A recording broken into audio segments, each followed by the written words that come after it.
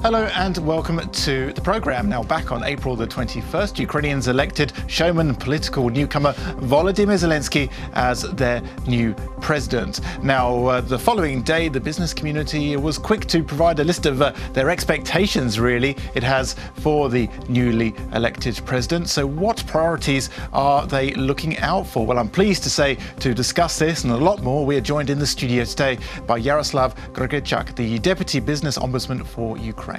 Hello, thank you so much for coming in. Good to see you, Tom, again. So, what are these priorities? Do you think we're going to see much of a change now that Mr. Zelensky is heading for Bankovo Street or wherever he's going to be? Well, as far as business agenda is concerned, right, I guess the reference can be made to those requests that the newly elected made in between the first and second stage of the presidential elections towards the current incumbent.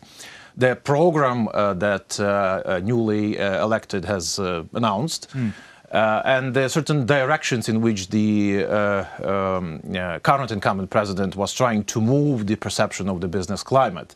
And interestingly enough, there are a few themes that are evident in all of those points.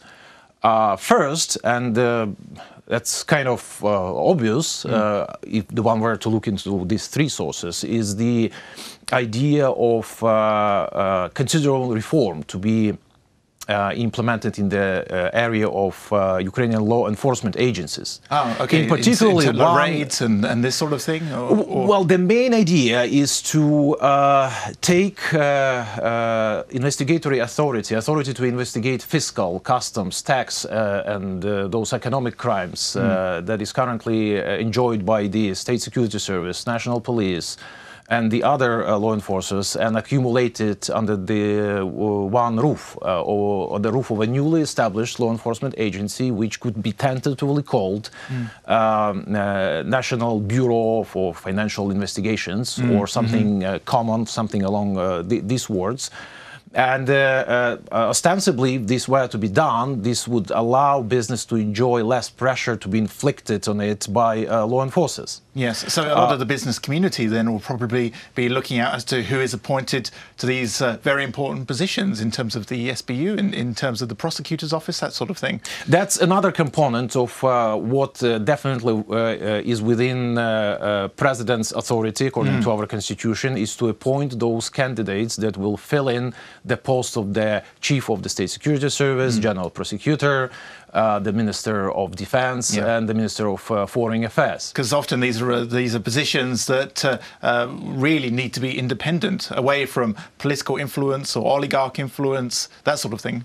That's what is the task lying ahead of the newly elected president, to show and demonstrate not only to business, but to the entire constituency in this country, that the intention to bring in the standards of independency, fighting corruption, they are actually genuinely fulfilled in practice. Yes, and the wheels are really already on, though, because over the past few years, Ukraine has been rising in international rankings, in the Doing Business rankings. It's gone up a number of places over the past few years. So the progress is already in motion. So basically what the business community is looking for is for it not to stop.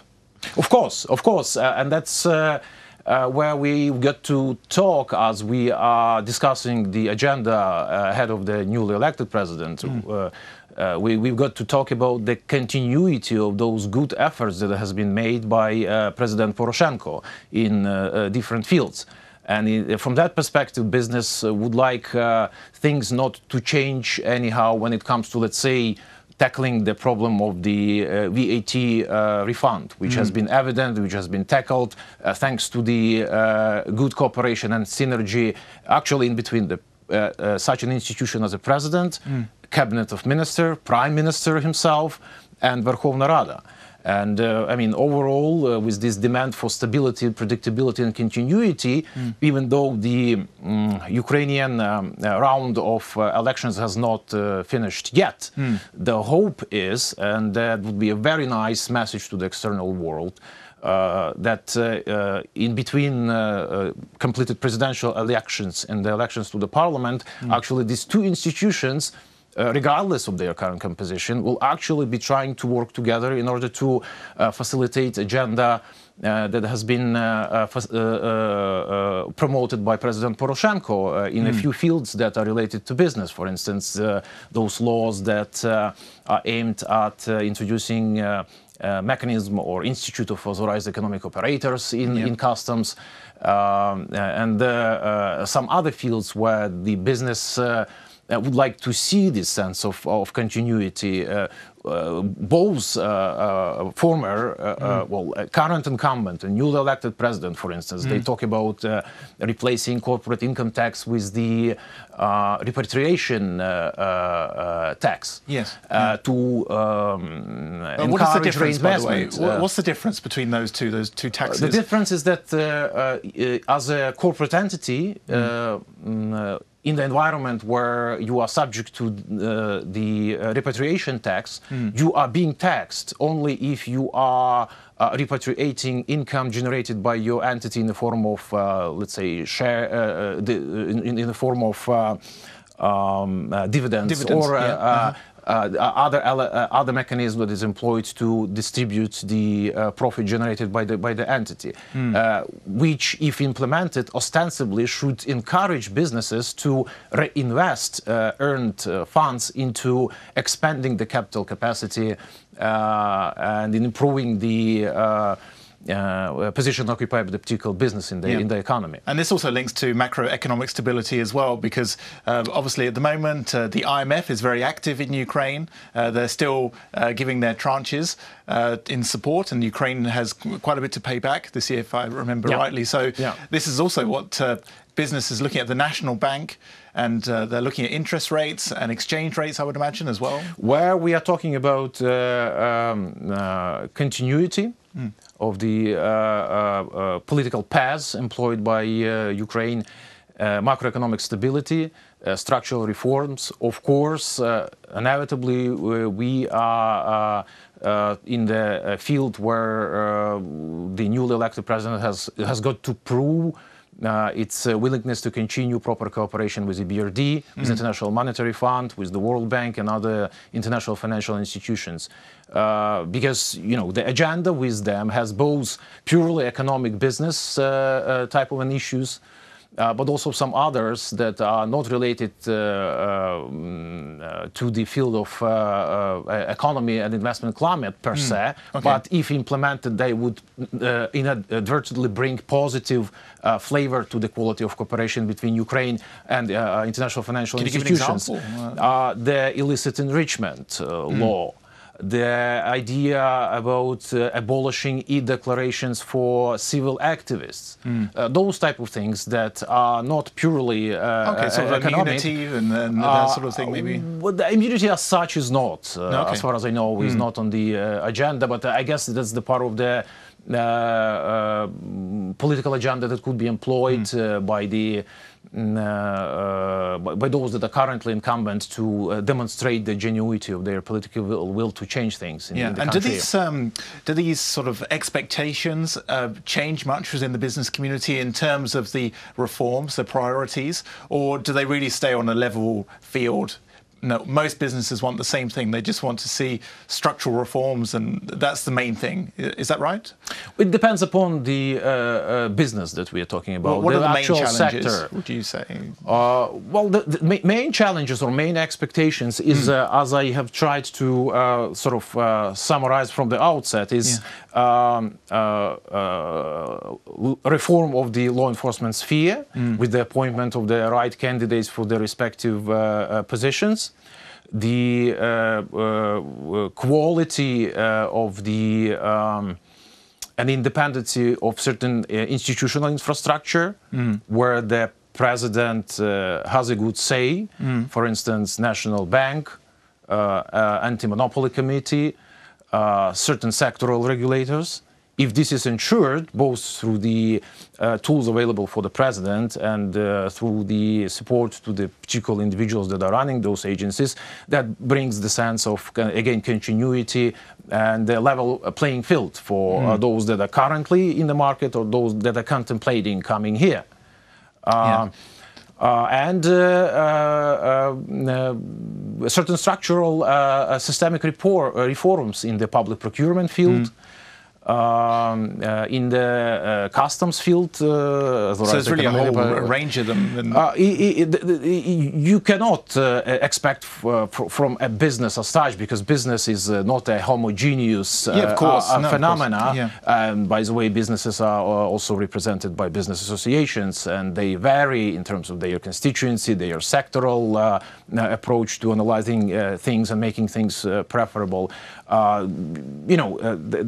This is not homogeneous indeed, and the set of issues that are relevant to this discussion is indeed quite complex. I always think when you think of foreign business in Ukraine, you always think of huge multinational companies, and often these big business organizations would represent them. But also in Ukraine, there's a huge startup community as well. I think it's even bigger than Washington and Helsinki. So does your organization, do you work with them with giving advice and that sort of thing for startups, businesses that are entering new markets and that sort of thing? Well, as a Business Ombudsman Council, we work with the instances of the business malpractice. Those situations when all types of businesses are facing all types of problems with all types of state authorities.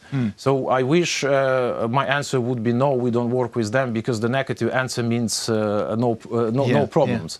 But actually we work with all types of businesses, regardless of their geographical location, their size, their sectoral affiliation. About 80% of our complainants is the small, medium-sized businesses. And these are crucial as well, I would imagine. The small and medium-sized businesses are really powering the economy. Of course, the level play field at the economy contemplates that as a result you're going to have more and more where quality small and medium-sized businesses actually occupying this environment and making it more picturesome and more diversified, and therefore the whole economic structure of this country is likely to be more stable and beneficial. Oh, that's very interesting. And I know after the Euromaidan revolution, for example, there was huge expectation for Ukraine that GDP should be 6 or 7%, but at the moment it's about 2 to 3%, if I'm not right, if I remember the latest figures. So what do businesses say about this particular figure? Do you think there's still too much expectation that these reforms can be done quicker or not? Well, of course, you might expect following the revolution that there is a certain mismatch between those expectations that has been generated by those circumstances and the actual state of things. And the role is not to underestimate the level of institutional build-up that has been achieved. And actually that relates to this anti-corruption infrastructure that has been put in place. Thanks, among other things, to the current president. I'm talking about the National Agency for the Prevention of Corruption, the National Anti-Corruption Bureau, Specialized Anti-Corruption Prosecutor's Office, and kind of continuing with this discussion about the need to ensure continuity. Of course, the one notices the intention on the part of the newly elected president to sort of recharge the existing institutional skeleton by filling in those bodies with the newly so the fresh faces, you could say, something like that. Perhaps this is expected. But ultimately, if this is going to be done, this is going to send a very good positive message, not only for those investors that are currently here, but also for those that are contemplating entering Ukraine following this presidential campaign as well. Yeah, of course, and there's probably a lot of them. And I know that hopefully everyone is going to be looking at the first 100 days of the presidency. This is what everyone focuses on. So hopefully after that, we'll have you back in the studio and we can talk more. Thank you so much for coming in today. My pleasure. It was a pleasure. Thank you. That was Iaroslav Gregirchak, the Deputy Business Ombudsman for Ukraine. Thank you for watching. Stay tuned for more here on UATV.